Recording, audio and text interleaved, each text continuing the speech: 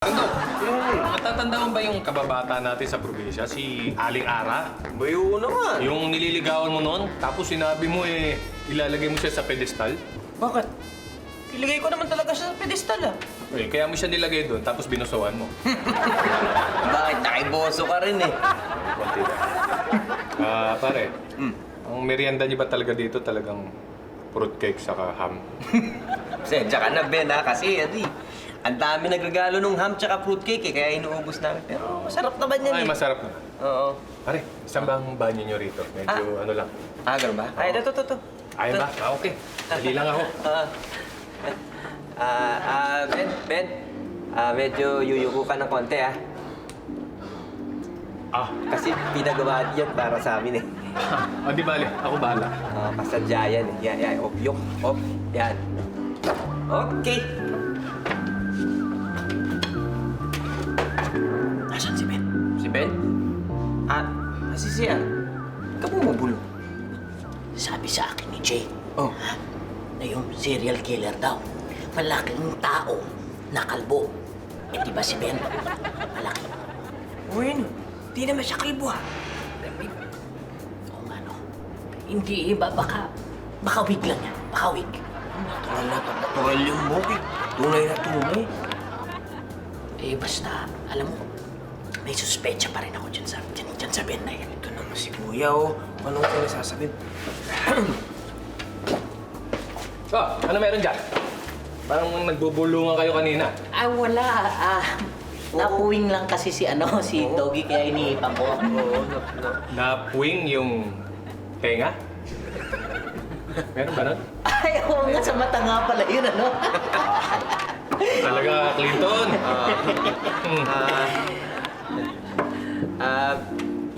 Nga pala. Ben, di ba sabi mo sa akin mag-apply ka ng trabaho sa Australia? Yun na nga eh. Sana nga, swertihin ako. Kaya, nakikiusap sana ako sa'yo kung pwede sana habang inaayos ko yung mga papeles, dito muna ako titira. Mga ilang araw lang. Sure! Ha? Anong wag?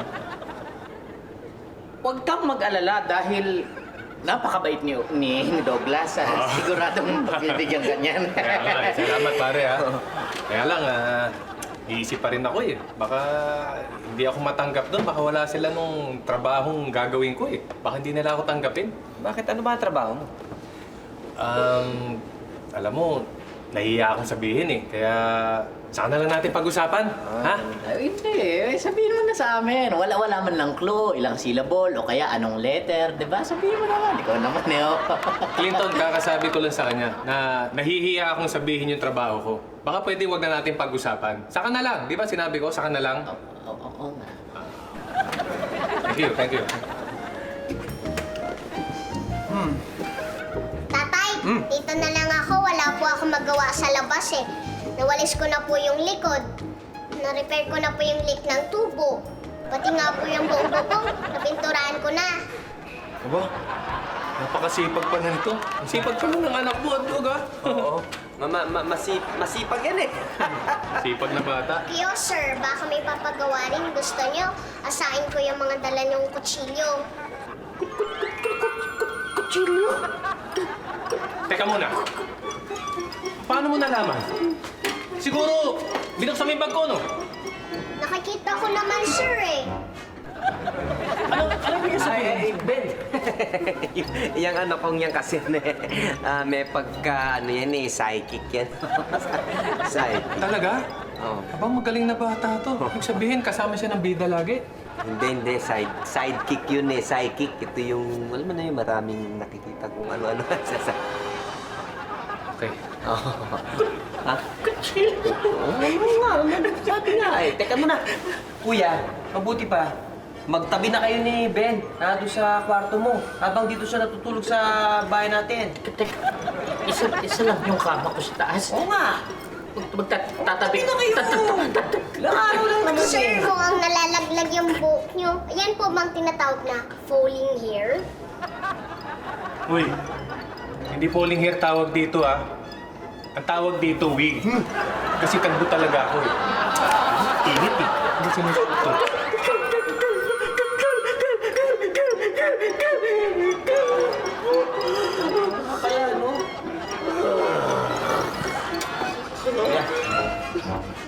Ito talaga si Clinton, no? Hanggang ngayon,